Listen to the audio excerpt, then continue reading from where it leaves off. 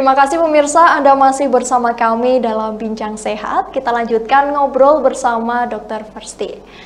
Ya dokter, luar biasa tadi pada segmen 1 kita telah mengulas banyak mengenai anak kurus hingga bisa menyebabkan TB ya dok ya, seperti itu ya?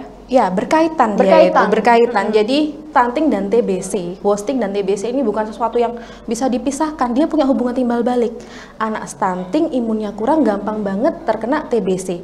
Dan TBC itu sendiri dia bikin si anak juga BB-nya kurang, gampang sakit, demam terus-terusan, batuk terus-terusan gitu Mbak Prima. Jadi nggak bisa dipisahkan. Terkadang ketika saya di praktek itu datangan pasien yang memang secara perawakan tuh kurus, lalu kita plotting gizi, ternyata dia BB-nya kurang dan dia ada kriteria tadi, demam terus-terusan, batuk terus-terusan, ada benjolan di sini, biasanya langsung scoring TB kita Mbak. Scoring TB, kita hitung TB-nya, lalu kita lakukan pemeriksaan lanjutan. Biasanya itu dimantuk tes namanya. Oh gitu, jadi deteksi awalnya TB nggak nih gitu ya? Benar. Karena itu yang paling berbahaya dari segala spektrum. Kalau nutrisi kita aman lah, oke lah, nggak kira menular.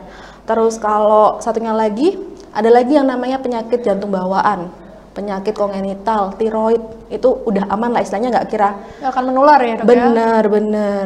Gitu. Kalau TBC ini kita harus menemukan lagi kontak serumahnya. Kalau si anak sih kemungkinan besar tidak menular, tapi induknya istilahnya, yang atasnya lagi, dia dapat dari mana? Itu harus kita cari lagi.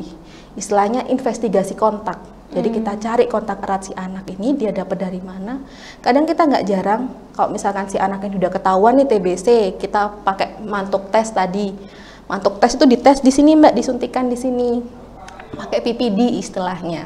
Nanti dia kita lihat responnya 3 hari pasca suntik. Dikatakan negatif kalau dia nggak ada apa-apa. Dikatakan positif kok dia itu ada indurasi, istilahnya ada bengkak sedikit, ada agak sedikit benjol di sini, ada warna merah di situ, itu juga dikatakan positif. Sampai bernanah itu juga dikatakan positif dengan reaksi berlebih, itu jelas dia sakit TBC. Harus kita segera obati. Dan kontaknya dia ini yang TBC, pasien TBC aktifnya yang dewasa, kan nggak mungkin dia dapat nggak dari mana-mana atau timbul sendiri, kan nggak mungkin, dia pasti dapat dari seseorang, dan inilah yang harus kita cari. Karena seorang yang aktif ini, yang TB aktif ini, bisa saja dia menularkan ke yang lain. Karena TBC itu dopet Mbak. Oh gitu. Hacim, ahu, batuk, nyebar sudah. Oh gitu ya dok. Benar. Nah, tadi kan disinggung bahwa TB anak itu tidak menular, bahwa tidak mungkin seorang anak akan mempunyai penyakit TB jika tidak tertular dari orang lain. Nah, apakah jika orang dewasa ini sudah sembuh dok, apakah bisa kambuh lagi TB-nya seperti itu dok? Nah, ada istilah TB relapse. Itu bisa saja kambuh, itu tergantung imunitasnya dia. Nah, si penderita TBC ini selain dia sembuhkan, harus mencari kontaknya dia, siapa yang belum sembuh. Karena jadinya pingpong nanti, gitu. Yang jadi sini sembuh, yang sini belum, gitu ya dok ya? Communal disease. Jadi nggak bisa satu orang aja yang sembuh, jadi semua orang harus sembuh. Dan yang harus kita tolong pertama kali ya balita-balita kita, terlebih yang sudah stunting ini, yang udah wasting ini harus segera kita selamatkan. Itu tadi screeningnya, selain skor TB yang kita periksa, kita lakukan mantuk tes, terus ada lagi yang keren namanya IGRA. IGRA itu masih mahal, di Jember itu sekitar 1 juta lebih. Dan yang murah lainnya itu pemeriksaan foto torak, foto dada, itu juga bisa kita lakukan. Dan anak stunting kan wasting nih, dia seorang yang kekurangan energi protein, dia kecil, dia kurus. Kalau misalkan kita suntikan PPD test, kita lakukan mantuk tes, itu nggak jarang hasilnya tuh negatif palsu Mbak Prima. Oh, pernah dok kejadian seperti itu misalnya? Jadi negatif palsu itu sebenarnya dia positif. Dia sebenarnya positif dan positif. Sebenarnya dia sakit TB. Tapi dia jadinya negatif. Apa penyebabnya seperti itu dok? Karena dia stunting, karena dia kekurangan energi, karena dia nggak punya sesuatu untuk membuat reaksi di sini. Itu kan di proses inflamasi, proses peradangan itu butuh protein, butuh energi untuk membuat proses peradangan di sini, dan dia nggak punya itu.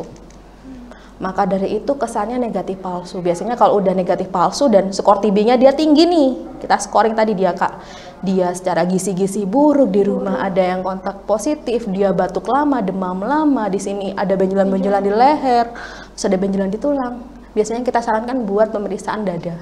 Foto dada itu penting. Banyak banget banyak kasusnya. Jadi memang stunting ini penyakit yang kompleks ya dok ya, bisa merambat kemana-mana, bahkan sampai tidak terdeteksi karena memang tidak punya istilahnya punya sesuatu yang untuk direaksikan itu tadi ya dok, ya, seperti itu dok. Nah kemudian gejala awalnya TB itu seperti apa sih dok? Mungkin. Nah kalau gejala awalnya, jadi pasien TB itu dia tuh lucu mbak. Bisa saja seorang itu dia aktif menularkan tapi gejalanya juga nggak terlalu ketara, cuma gitu aja. Maka dari itu, yang kalau misalkan kita ketemu satu langsung dijaring semuanya.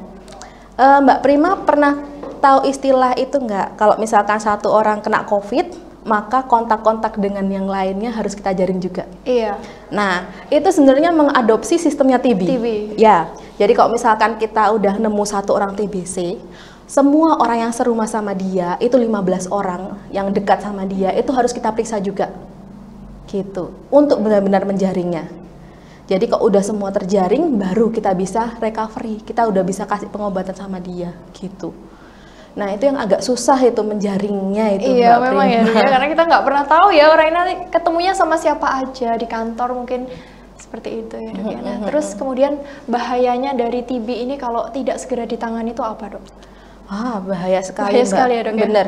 Misalkan nih, saya pakai misalkan aja ya, biar gampang nih kita menggambarkan. Analoginya biar gampang ya dok ya. Ada seorang dewasa, dia seorang TB aktif, dia bisa menularkan TBC, dia batuk dia hacim dropletnya terbang. Dia terbang hingga ke seorang balita di tahun 2022. Kalau respon si balita oke nih, respon balita oke, berarti dia nggak punya stunting, dia bayi yang sehat.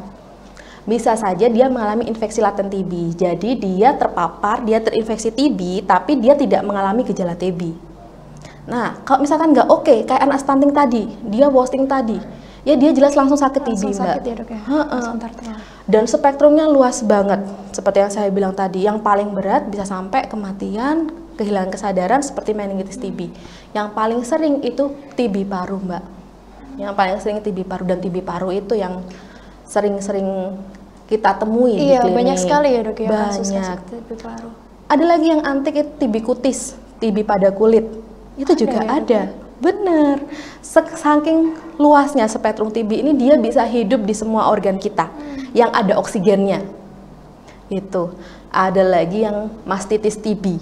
Mastitis TB itu peradangan pada payudara akibat TBC. Pengobatan 6 bulan juga pasiennya. Banyak sekali, jadi harus segera ditangani ya dok ya. Nah mungkin ini juga menjadi pertanyaan bagi pemirsa juga, apakah penyakit TB ini bisa disembuhkan dok? Pasti bisa ya dok? Bisa disembuhkan. Jadi perlu adanya kedisiplinan dalam meminum obat. Minum obat TB itu kan nggak sebentar ya Mbak Prima ya, minimal 6 bulan, harus disiplin. Misalkan setiap jam 8 malam dia minum obat, ya tiap jam 8 malam. Terus rutin aja kayak gitu, karena yang kita masukkan adalah antibiotik.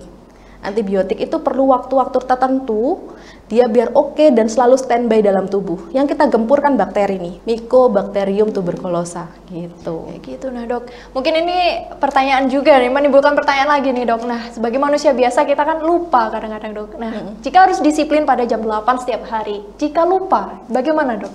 Nah kalau jika lupa itu ada tolak-tolak ukurnya tertentu Mbak Prima. Jadi ada yang namanya PMO, pengawas minum obat, jadi jangan khawatir lupa. Jadi selama jenengan pengobatan, selama si baby itu pengobatan, itu selalu ada pengawas minum obat untuk mengingatkan. Jadi kayak gitu.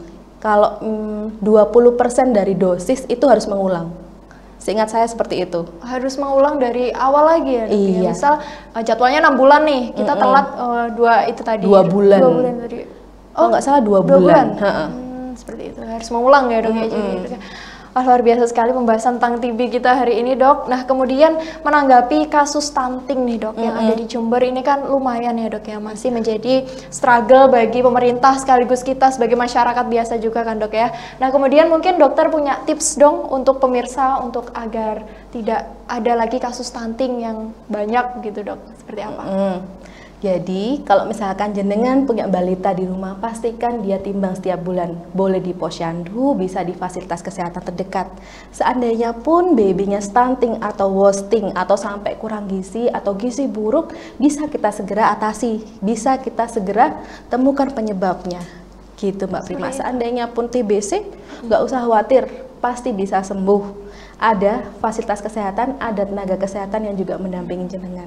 Intinya kita mau berusaha gitu ya dok ya. Mungkin Benar. silakan dokter Firsti menyampaikan kesimpulannya pada bahasan kali ini dok. Jadi kesimpulannya Mbak Prima, kalau misalkan jenengan ada balita di rumah, pastikan untuk tertib timbang, tertib periksa setiap bulan. Kalau nggak sempat, kita plotting sendiri seperti cara yang saya sampaikan tadi. Kalau misalkan terlalu sulit, datang saja ke fasilitas kesehatan, pasti dibantu. Seandainya pun nanti di screening TB, nggak perlu takut, nggak perlu minder, nggak perlu galau, pasti ada solusi. Wah, luar biasa sekali ya pemirsa pembahasan kita pada hari ini. Saya ucapkan terima kasih sekali lagi kepada Dr. Firsti yang mau hadir di tengah-tengah kita untuk membagikan ilmunya yang luar biasa ya dok ya. Tapi memang pembahasannya harus usai sampai di sini. Terima kasih Dr. Firsti atas kehadirannya. Nah pemirsa, saya ucapkan terima kasih juga atas kebersamaan Anda pada hari ini di acara Bincang Sehat dengan tema anak kurus. Nah demikian tadi berbagai ilmu telah disampaikan oleh Dr. Firsti. Semoga pembahasan kita kali ini dapat bermanfaat dan menambah wawasan sekaligus menambah awareness para orang tua kepada gizi buah hati Anda di rumah. Saya Prima Kinki mewakili seluruh kerabat kerja yang bertugas mohon undur diri. Terima kasih atas kebersamaan Anda dan salam sehat.